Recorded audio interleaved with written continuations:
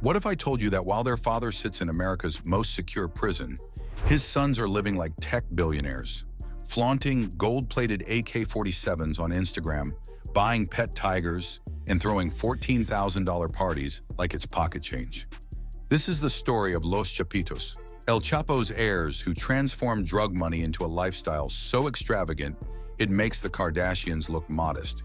We're talking about young men who inherited not just a criminal empire, but a fortune estimated in the billions.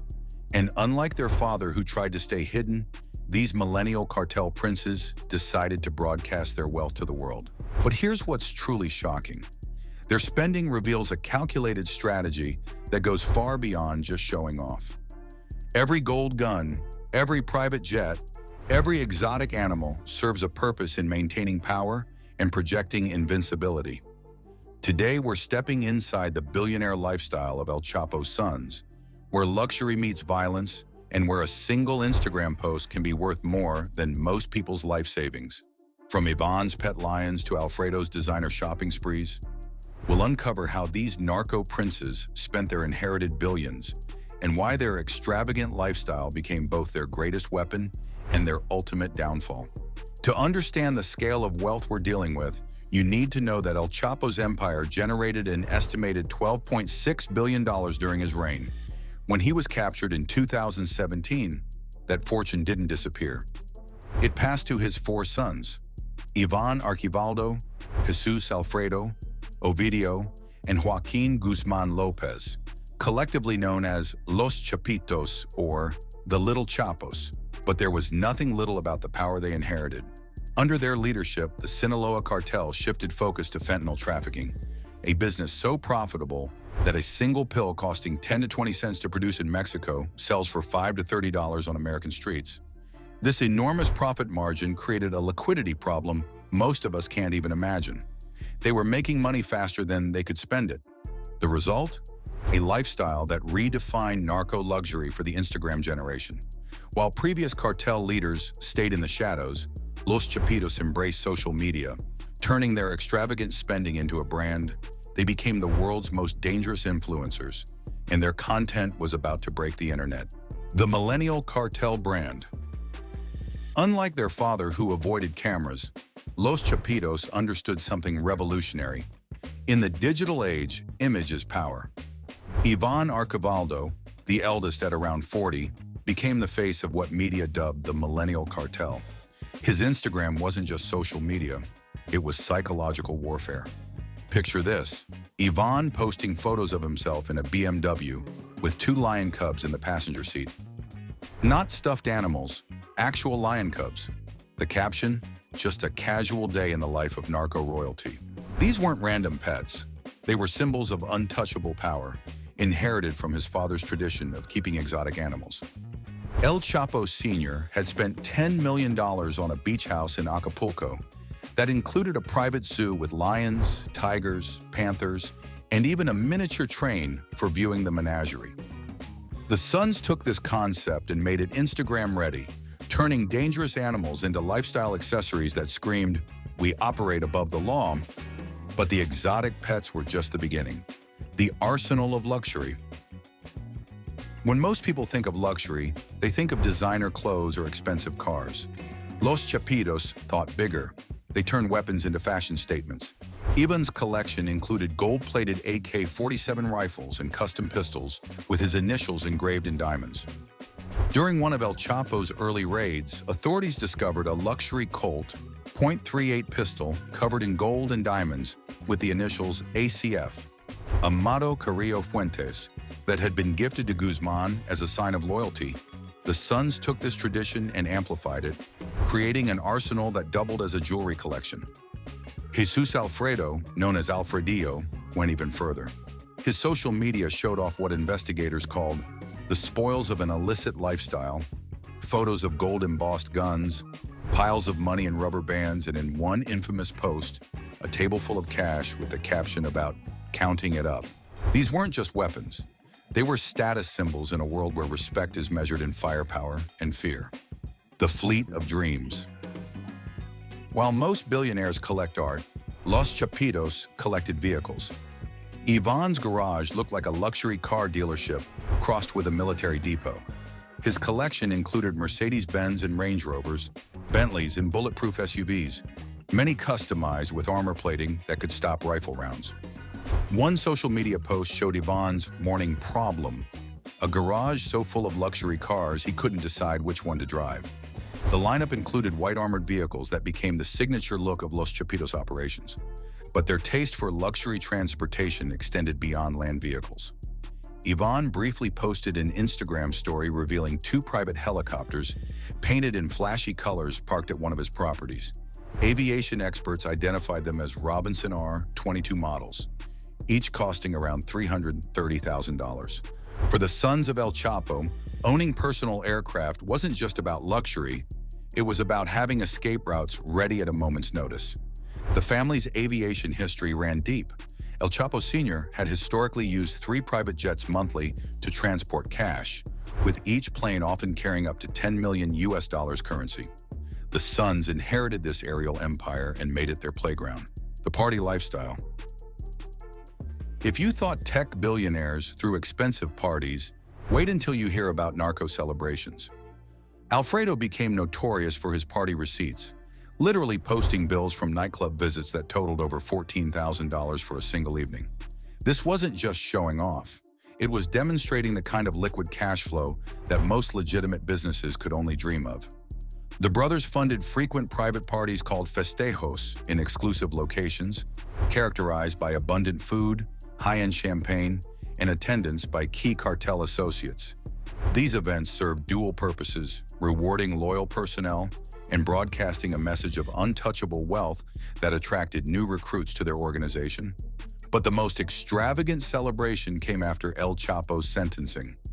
Emma Coronel, El Chapo's wife, threw a massive Barbie-themed birthday party for her twin daughters. The event featured balloon arches, an entire ballroom decorated with Barbie paraphernalia, and enough pink decorations to stock a toy store. For many in Mexico, this party, paid for with money made from murder, extortion, and drug trafficking, was highly offensive. But for Los Chapitos, it was just another Tuesday. The real estate empire. While their spending on cars and parties grabbed headlines, the brothers' real estate investments revealed a more sophisticated approach to wealth management. They didn't just buy houses, they built fortresses. Take Ovidio's compound in Jesús María, a rural suburb of Culiacán. When Mexican forces raided the property in 2023, they discovered a sprawling, fortress-like mansion that redefined luxury living. The estate sat atop a hill with panoramic views, featuring expensive mahogany and marble furnishings, large entertainment spaces, and even an escape tunnel concealed beneath the floor.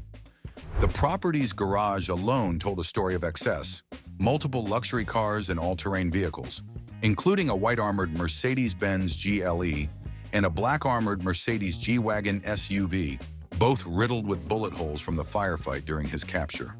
But the brothers' real estate strategy went beyond personal residences.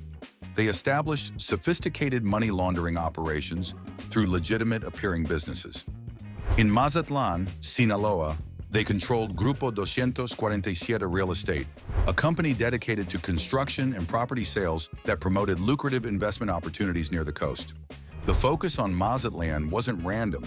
It's a major coastal tourism hub that naturally attracts large, non-suspicious cash flows from tourism and foreign investment.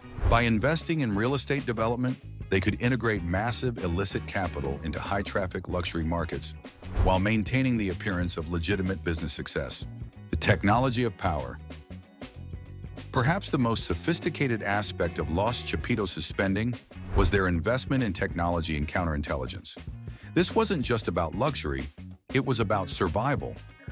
El Chapo Sr. had spent $1 million to purchase and set up an extensive network of encrypted cell phones and apps to facilitate communication with associates across Colombia, Ecuador, Canada, and the United States without fear of law enforcement interception. The sons inherited this technological sophistication and expanded it. Their most audacious technological investment involved recruiting hackers capable of infiltrating government systems. In 2018, they successfully recruited a hacker who infiltrated Mexico City's surveillance cameras, allowing the cartel to observe individuals entering and exiting the U.S. Embassy and identify FBI personnel. This cyber capability allowed them to determine geolocation data and communication logs of law enforcement officials, using the city's camera system to track targets and identify their contacts. The operational cost of maintaining a unit capable of hacking citywide surveillance networks represented a substantial and continuous draw on their multi-billion-dollar fortune, but it provided them with state-level counterintelligence capabilities. The music empire. One of the most unique aspects of Los Chapitos' spending was their investment in musical propaganda. They hired famous artists like Peso Pluma, Fuerza Regida, and Natanael Cano to write and perform corridos, Mexican folk songs that glorify their names, power, and lifestyle. The most famous example is the song Chila Piña, which became a coded reference to Chapitos. The song racked up almost 350 million views on YouTube, becoming a viral hit with many people singing along without realizing they were celebrating one of the world's most wanted criminal organizations. This wasn't just ego spending, it was strategic marketing. For Los Chapitos, music became a way to build their legend, recruit new members, and maintain cultural relevance among young people in Sinaloa who saw them as folk heroes rather than criminals. The business empire. Behind the flashy lifestyle lay a sophisticated business operation that would make Fortune 500 companies jealous. The brothers diversified their money laundering through a network of front companies that included everything from luxury spas to party dress stores. Their portfolio included a dairy and cattle company that produced milk and cheese under the brand Leche Santa Monica, construction companies handling civil engineering projects, multi-service firms offering various business services, even a children's daycare center called Estancia Infantil Niño Feliz, Happy Child Daycare. The daycare center perfectly illustrates their audacious approach to money laundering. Parents would drop off their children at a facility bankrolled by one of Mexico's biggest drug lords, never suspecting the source of funding. Even after being exposed by U.S. Treasury officials in 2007, the daycare reportedly continued operating for years. The cost of paranoia. The brothers' most expensive budget line item wasn't luxury, it was security. They maintained what can only be described as a private army, complete with custom armored vehicles dubbed narco tanks. During military confrontations, authorities discovered vehicles like a blue Ford pickup truck, heavily modified with bulletproof plating, and a protective, movable turret fitted with a machine gun. These weren't just cars, they were mobile fortresses designed for urban warfare. The scale of their military spending became clear during Ovidio's 2023 arrest, when an army patrol encountered a heavily protected convoy of 6 armored trucks. Seizures from operations against the cartel uncovered vast quantities of weaponry, including nearly 3 million rounds of ammunition, 6.50 caliber rifles, dozens of grenades, and 12 bulletproof vests. This level of firepower allowed Los Chapitos to orchestrate massive armed responses, such as the deployment of convoys with dozens of armed vehicles that laid siege to entire municipalities for hours. The extreme cost of this paramilitary capability was the primary factor ensuring the continuation of their luxury lifestyle and the organization's dominance. But even billions of dollars couldn't buy permanent immunity. The same social media presence that built their brand eventually became evidence against them. Every Instagram post, every party photo, every luxury purchase created a digital trail that law enforcement could follow. Ovidio's capture in January 2023 marked the beginning of the end for the brothers' reign of extravagance. The bloody gunfight at his fortress mansion resulted in at least 29 deaths and revealed the true cost of their lifestyle, not just in money, but in human lives. Today, with Ovidio extradited to the U.S. and facing life in prison, the remaining brothers have learned a harsh lesson. In the digital age, the very tools used to project power can become the instruments of downfall. The story of Los Chapitos reveals a fundamental truth about wealth and power in the 21st century. Money can buy almost anything, but it can't buy invisibility in the age of social media. Their billion-dollar lifestyle, built on the suffering of millions affected by the fentanyl crisis, ultimately became the evidence that brought them down. From gold-plated weapons to private zoos, From hacker networks to luxury daycares, Los Chapitos created a spending profile that redefined criminal excess. They proved that the children of the world's most notorious drug lord could live like tech billionaires, until reality caught up with them. Their story serves as both a fascinating glimpse into unimaginable wealth and a cautionary tale about the price of power built on violence and addiction. But this is just one chapter in the ongoing saga of cartel wealth and power. If you want to understand how other criminal empires built and spent their fortunes, check out our video on Pablo Escobar's secret vaults and the billions that were never found. You'll discover how the king of cocaine hid his money so well that treasure hunters are still searching for it today, and what they found will shock you.